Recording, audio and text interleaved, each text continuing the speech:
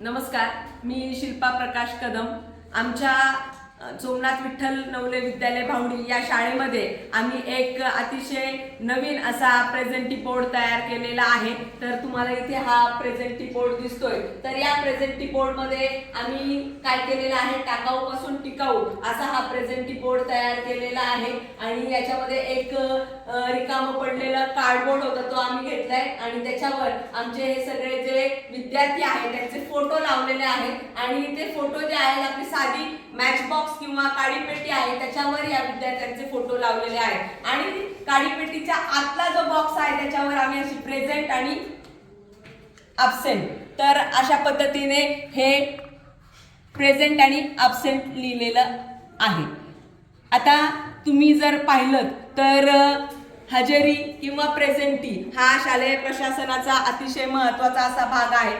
कधी कधी काय होतं की वर्ग शिक्षकांची रजा असते किंवा वर्ग शिक्षकांना इतर दुसरी कुठली तरी कामं असतात आणि किंवा त्यांचा अभ्यासक्रम जर अपूर्ण असेल तर प्रेझेंटी घेण्याच्या ऐवजी वर्ग शिक्षक काय करतो तर शिकवण्याचा प्रयत्न करतो आणि या सगळ्यामध्ये प्रेझेंटी राहून जाते। किंवा काही काही शाळा खूप मोठ्या आहेत, त्यांच्या वर्ग जी काही संख्या आहे विद्यार्थ्यांची वर्गातली ती पण खूप मोठी आहे। मग अशा वर्गांमध्ये कितीतरी वेळा जेव्हा प्रेझेंटी शिक्षक घेतात तेव्हा विद्यार्थ्यांचं लक्ष नसतं किंवा त्यांना प्रेझेंटी हा जो विषय आहे तो कंटाळवाणा वाटतो। किंवा जर एखादा विद्यार्थी गैरहजर असेल तर काही जण आपले मित्र जे आहेत ती खोटी प्रेझेंटी जी आहे ती त्या विद्यार्थ्याची देत असतात। तर हे सगळं टाळण्यासाठी आम्ही असा हा अतिशय नाविन्यपूर्ण असा प्रेझेंटी बोर्ड तयार केलेला आहे। आणि इथे वर्ग शिक्षकाला प्रेझेंटी घ्यायची गरज नाही, स्वतः विद्यार्थी त्याची प्रेझेंटी घेणार आहे, प्रेझेंटी इथे मांडणार आहे। आणि विशेष म्हणजे जे काही इतर शिक्षक असतात त्यांना सुद्धा वर्गातले बरेचसे विद्यार्थी माहिती नसतात। मग इथे आल्यानंतर वर्गात आल्यानंतर त्यांना चेहऱ्यानिशी